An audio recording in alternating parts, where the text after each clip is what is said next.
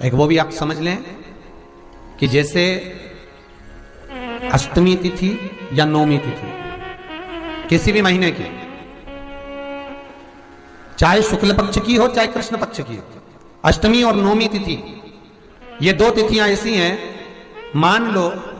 तुम्हारा पैसा तुमने किसी को दिया 5 लाख 4 लाख 3 लाख 10 लाख 8 लाख 2 लाख 50,000 25,000 20,000 40,000 और वो पैसा नहीं दे रहा आप हार गए कह कर फोन लगा कर भैया दे दे रहे, परेशानी है दे दे रहे भैया हम तो परेशान हो गए और हार गए, नहीं मिल रहा, बहुत परेशान। तो महाराज किसी भी अष्टमी या नौमी तिथि के दिन आप मां जगतजननी जगदम्बा का शिव के साथ में शिव शक्ति का स्मरण कर कर देवी के नाम की 9 आहुतियां सूखे बीले की, मतलब बीला जो सूख चुका है, फल जो सूख चुका है, उसकी 9 आहुतियां अग्नि में शंकर और सती के नाम से, शंकर और शिव के नाम से समर्पित करें और आखिरी आहुति जो समर्पित करें उसमें थोड़ा सा भाग तिल का, और तिल भी काली नहीं चढ़ती उसमें, श्वेत तिल का भाग उसके साथ लगाकर समर्पित करें और जिससे धन लेना है उसका नाम लेकर वो समर्पित करें महाराज, उसको सुध आएगी और वो पैसा किसी भी हाल में आपके हाथ में थमाकर जाएगा ही। पक्ष की नौमी तिथि बैसाख महीना, पीला चंदन घिसकर उस चंदन को एक सुंदर पीपल का कोमल पत्ता मतलब एकदम, एक तो पीपल का होता है कड़ला पत्ता, एकदम कड़क हो जाता है, और एकदम होता है कोमल पत्ता। उस पीपल के कोमल पत्ते पर पीला चंदन घिसकर, जो वो चंदन होता है उस चंदन को घिसकर उस चंदन को उस पत्ते पर रख लें और महाराज उस पत्ते को मध्याह्न के समय पर, जैसे जब सुबह के समय पर सारी पूजन हो जाए, अर्चना हो जाए, भगवान शिव के मंदिरों में जल समर्पित हो जाए, उसके बाद में जब बाबा एकदम आनंद में विराजे हों, तब जहां शिवलिंग रखा होता है, जैसे ये शिवलिंग है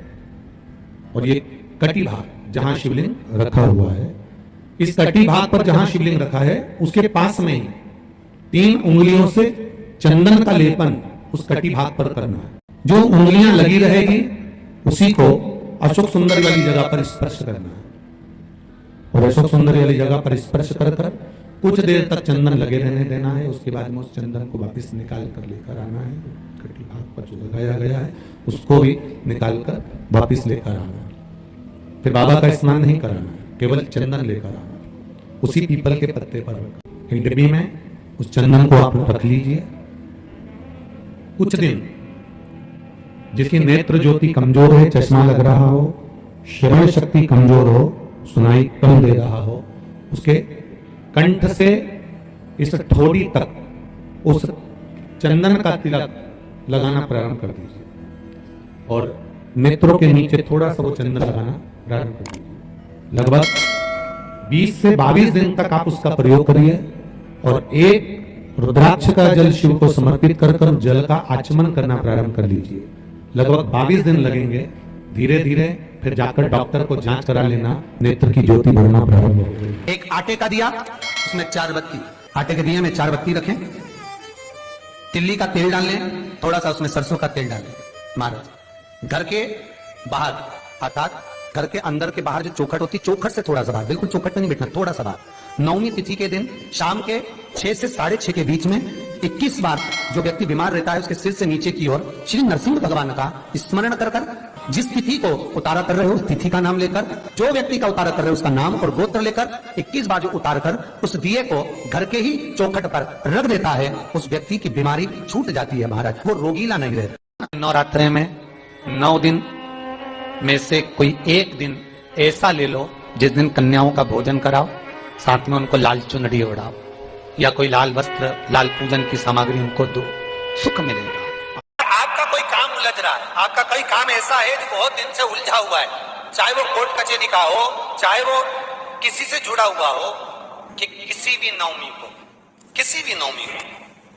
आप आंवले के पेड़ के नीचे घी का दिया लगाकर,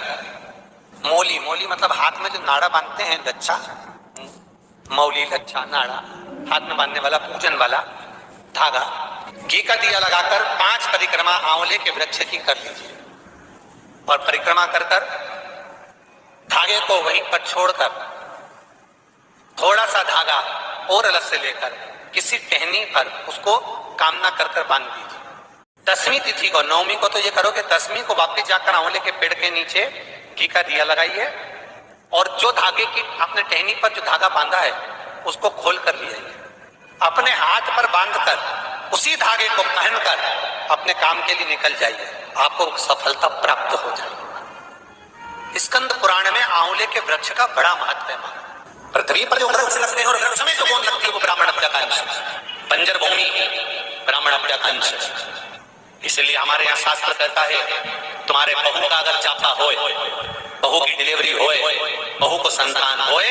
तो खूब घी में गोंद तल तल कर खिलाओ और जन्माष्टमी रामनवमी पर भगवान का प्रसाद तैयार करो तो उसमें गोंद मत डालना, क्योंकि उसमें ब्राह्मण हत्या का अंश रहता है। भगवान के प्रसाद में गोंद नहीं आना चाहिए।